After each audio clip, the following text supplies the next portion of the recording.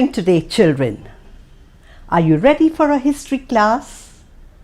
Well, let's do some Indian history. I just want you to imagine something when I say a word. Now, when I say the word land, what images come to your mind? I'm sure you're thinking of a playground, huge playground. I also think you are looking at farmlands where you see stretches and stretches of rice fields and farmers working on them. And one more image that you may be thinking of is an open space. It's a haven for a builder. He'd want to put up a big housing society. Okay, now to whom do these lands belong? Well, they may belong to the government or to a municipal or a local body. They may be belonging to a school or a society.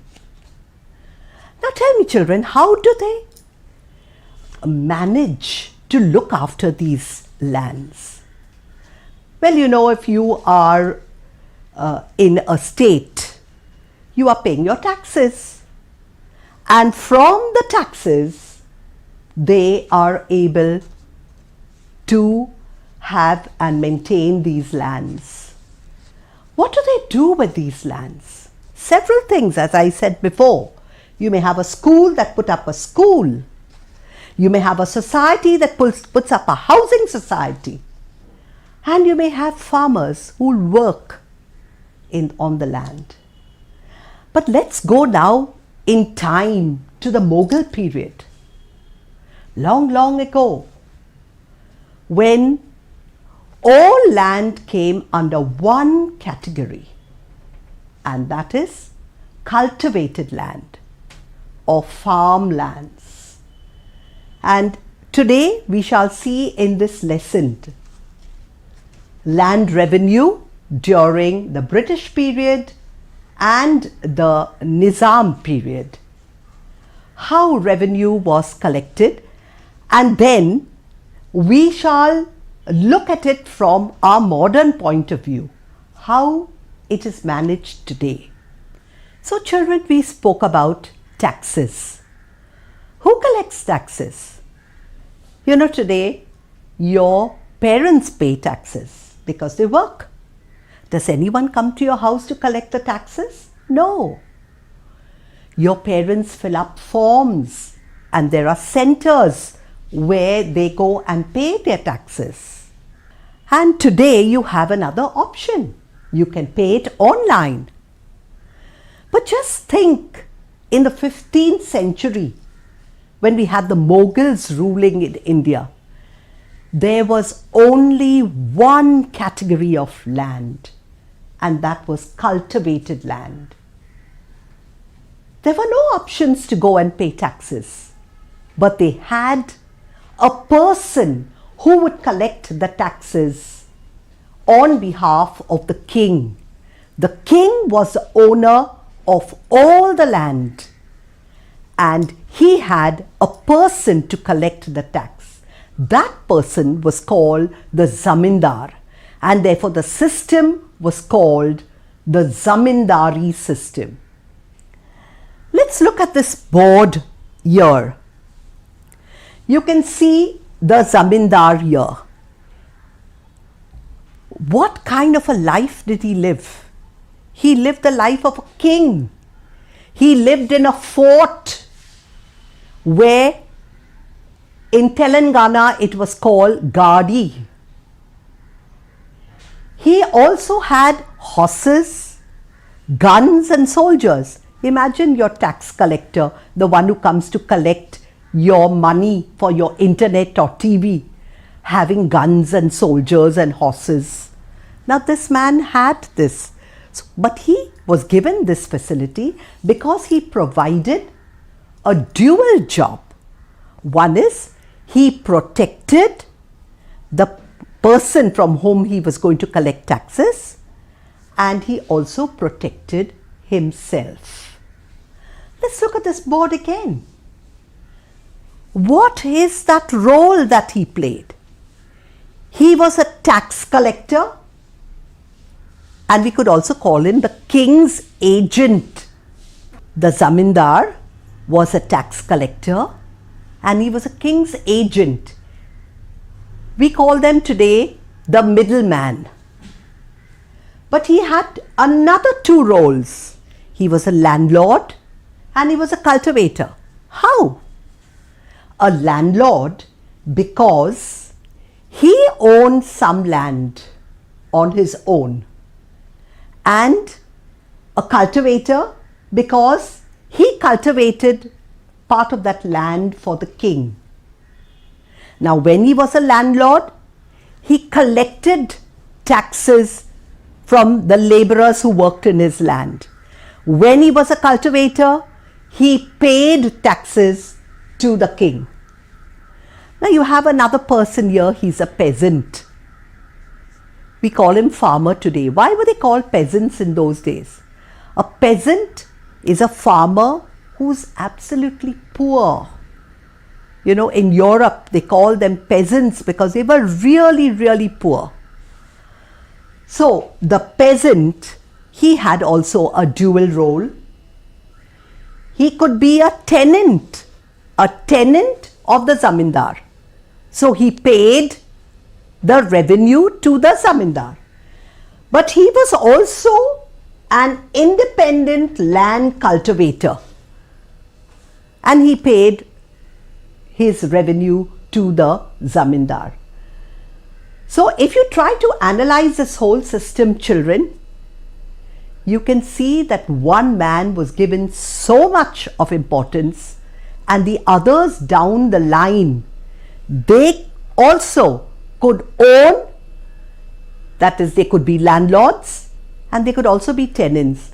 But the person in the lowest rung of society would only be a tenant. Look at this ladder here. You have the ladder of hierarchy. You have the king who owns all the land and he collects taxes from the zamindar. Now, the zamindar also collects taxes to give to the king. From whom does he collect the taxes? He collects the taxes from the people. So, the zamindar is a tenant of the king, but the zamindar is a landlord of the person who is working in his land. Then in the third rung, you have the laborers. The laborers who work on the zamindar's land. I told you that the zamindar was also a landlord and they paid taxes to the zamindar. And then in the last rung, you had the farmers. Although the farmers had independent land, they only paid taxes. They did not own anything. So children, we just saw the zamindari system, the system of collecting land revenue. But you know that India was ruled not only by the Mughals, they were also ruled by the British. The British had come to India with the East India Company in the year 1600. They came to trade, but they stayed to rule. And looking at India with so much of land, it could be so lucrative that land revenue would be a big chunk that would go into their pockets. And so the British Governor General Lord Cornwallis, who was Governor General in 1793, around that time, he introduced a different system. He called it the Permanent Land Revenue System. What did he mean by this? He was looking at a fixed revenue. He believed that whether the land had a bumper crop or didn't have a bumper crop, the amount that would come to the treasury of the British would be fixed. Who would collect that? The zamindar. So for 10 years, the first 10 years, it was going to be fixed. The zamindar would give them 90% and he would keep 10% of it as his collection costs.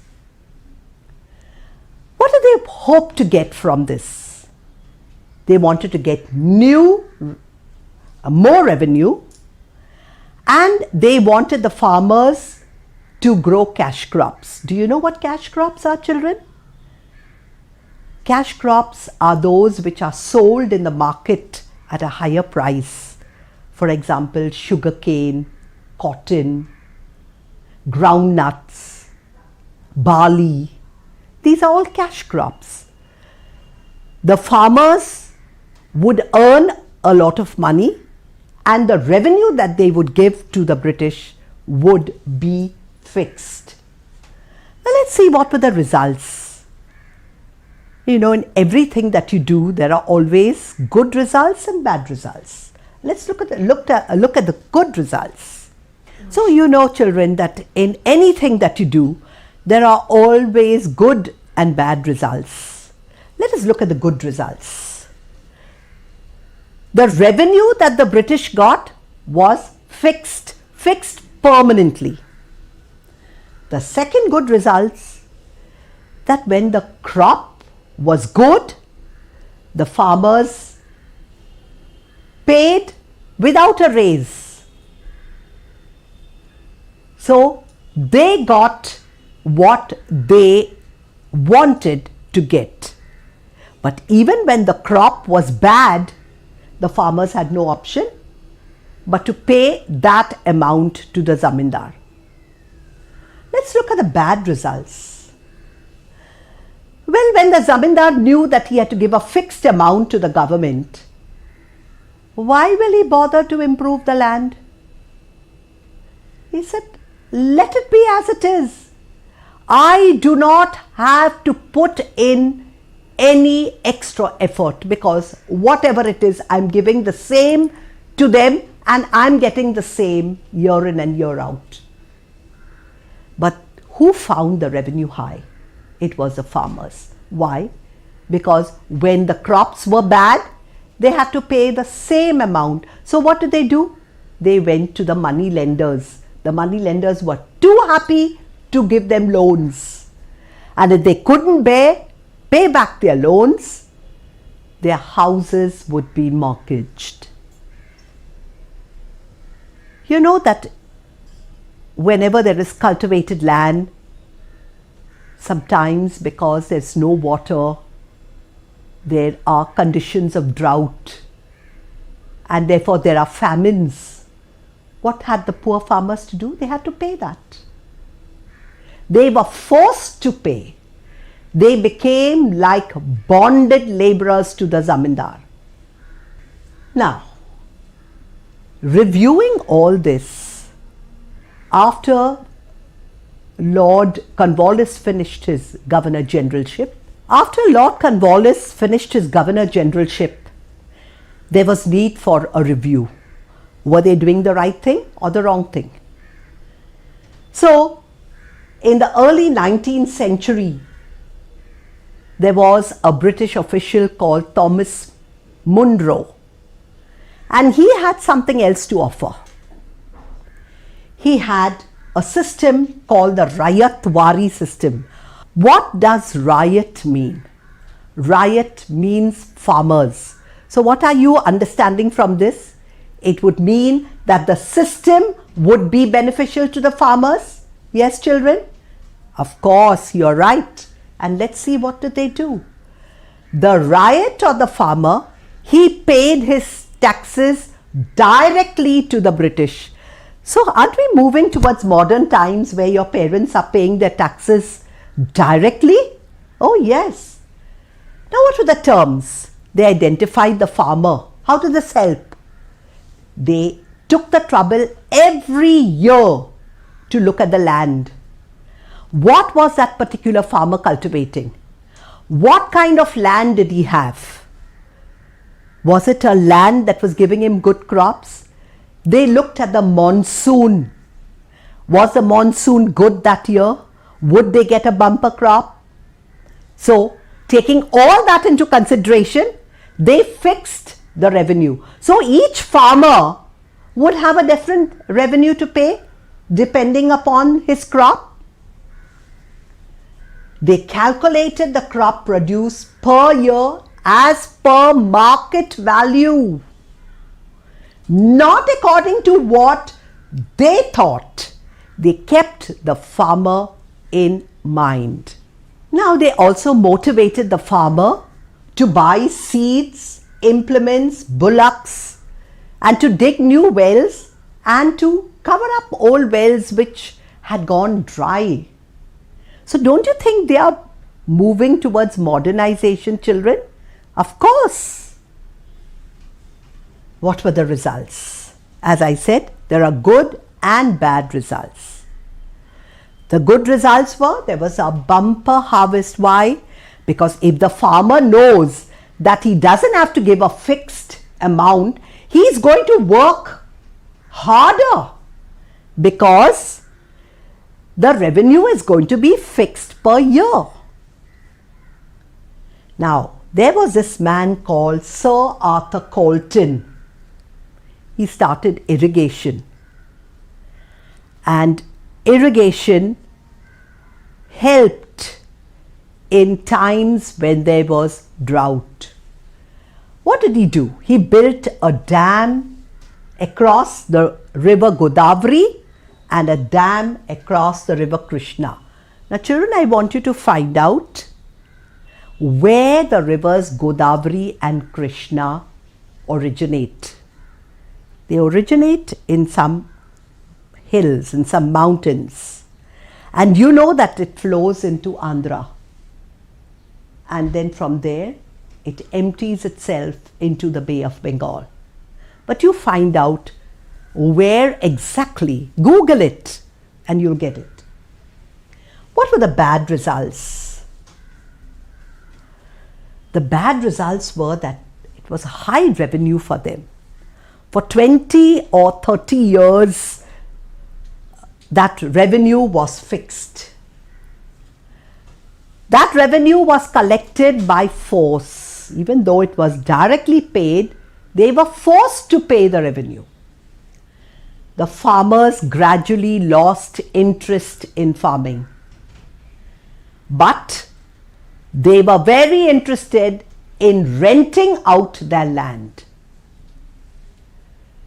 The lessees, farmers, had to borrow money from the money lender. Who is a lessee? A lessee is one who lives on somebody else's land. So he had to borrow money from the money lender in order to pay his rent, his revenue.